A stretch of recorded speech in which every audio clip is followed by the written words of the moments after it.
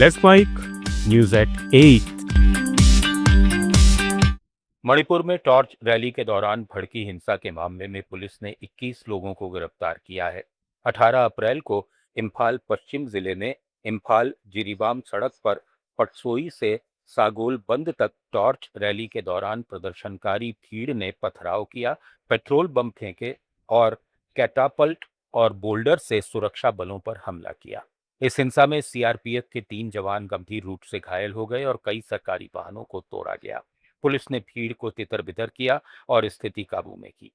उधर अरंबाई तेंगोल संगठन के सदस्य तेंसुबाम लाम्याम्बा मेइतेई को भी सोशल मीडिया पर उकसाने वाले और हिंसा भड़काने वाली पोस्ट डालने के आरोप में पकड़ा गया है। पुलिस ने चेतावनी दी है कि सांप्रदायिक सद्भाव बिगाड़ने वालों के खिलाफ सख्त कानूनी कार्रवाई होगी। कर्नाटक में मैसूरू के केआर नगर के पास अर्केश्वरा स्वामी मंदिर के निकट कावेरी नदी में हजरत खादर लिंगावल्ली उर्स में शामिल होने आए 8 लोगों में से 6 डूब गए। इनमें 2 बच्चे भी थे। पुलिस के मुताबिक नदी में तैरने गए इन लोगों में 6 की नदी में ही मौत हो गई, जबकि 2 लोगों को गंभीर हालत में बचाया गया और उन्हें मैसूरू के अस्पताल में भर्ती कराया गया है। कर्नाटक के मुख्यमंत्री सिद्धारमैया ने शोक व्यक्त करते हुए मृतकों के परिजनों को 5-5 लाख रुपए मुआवजे की घोषणा की है। उत्तराखंड में चारधाम यात्रा की शुरुआत के पहले ही दिन 2 श्रद्धालुओं की मौत हो गई। दोनों घटनाएं उत्तरकाशी जिले के यमुनोत्री धाम मार्ग पर हुई। मध्य प्रदेश से आए एक दंपति की यात्रा के दौरान महिला घोड़े से गिर गई।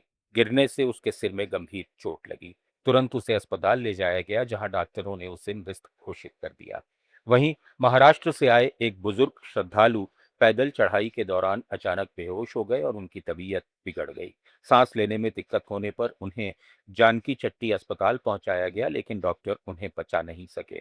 चारधाम यात्रा के पहले ही दिन हुई इन घटनाओं ने सुरक्षा व्यवस्थाओं पर सवाल खड़े कर दिए हैं।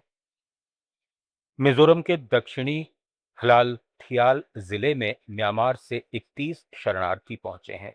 ये लोग चिन नेशनल आर्मी की जबरन भर्ती ड्राइव से बचकर भागे हैं। पश्चिमी चिन स्टेट के डॉन गांव और आसपास के इलाकों में 13 से 18 साल के लड़के लड़कियों को सीएनए के कैडर जबरन भर्ती ड्राइव में बुला रहे थे। कुछ युवा पहले ही विद्रोही गुटों में लड़ाकू बन चुके थे। शरणार्थियों ने कहा कि ऐसी ही किस्मत से बचने के लिए हम घर छोड़कर सीमा पार शरण में आए हैं। म्यांमार की सैन्य तानाशाही के खिलाफ चल रही लड़ाई में ये भर्तियां आम हो गई हैं, जिससे सैकड़ों परिवार बेघर हो रहे हैं।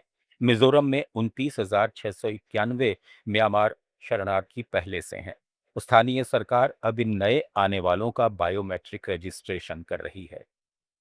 मिजोरम में ही सिगरेट तस्करी के एक बड़े रैकेट का भंडाफोड़ हुआ है। असम राइफल्स और कस्टम्स विभाग की संयुक्त टीम ने आइजोल के जेमाबॉग साउथ इलाके में छापा मारकर विदेशी मूल के सिगरेट के 99 केस जब्त किए, जिनकी कुल कीमत 2 करोड़ 37 लाख रुपए बताई गई है। कार्रवाई के दौरान एक व्यक्ति को मौके पर गिरफ्तार किया गया। जब्त माल और आरोपी को आइजोल कस्टम्स विभाग को सौंप दिया गया है, जहां आगे जांच और कानूनी कार्रवाई चल रही है। पंजाब के अमृतसर में कमिश्नरेट पुलिस ने अवैध हथियार तस्करी के एक बड़े नेटवर्क का भंडाफोड़ किया है। पुलिस ने 3 आरोपियों को गिरफ्तार किया है और उनके पास से 6 पिस्तौल और 7 कारतूस बरामद किए हैं। प्रारंभिक जांच में खुलासा हुआ है कि आरोपी मध्य प्रदेश से अवैध हथियार खरीदते थे और सोशल मीडिया के जरिए पाकिस्तान में बैठे तस्करों के संपर्क में थे। ये नेटवर्क पंजाब में अपराधियों तक हथियार सप्लाई कर रहा था। मामले में सिविल लाइंस थाने में एफआईआर दर्ज कराई गई है। पंजाब के डीजीपी गौरव यादव ने कहा कि संगठित अपराध के खिलाफ जीरो टॉलरेंस की नीति के तहत सख्त कार्रवाई जारी रहेगी। हरियाणा के रोहतक में रिठाल गांव में एक जेठ ने अपनी ही भाभी की दराज से हमला कर हत्या कर दी। जानकारी के मुताबिक महिला पड़ोस में लेडीज संगीत कार्यक्रम में गई थी, जहां वो डांस कर रही थी। इसी बात से उसका जेठ नाराज हो गया। घर लौटने पर दोनों के बीच विवाद बढ़ गया और गुस्से में आकर जेठ ने दराज से भाभी के चेहरे, छाती और हाथों पर ताबड़तोड़ वार कर दिए और मौके से फरार हो गया। घटना के समय महिला के 3 बच्चे घर में मौजूद थे, जबकि पति पीजीआई गया हुआ था। न्यूज एट 8 में फिलहाल इतना ही। बने रहिए लेट माइक के साथ।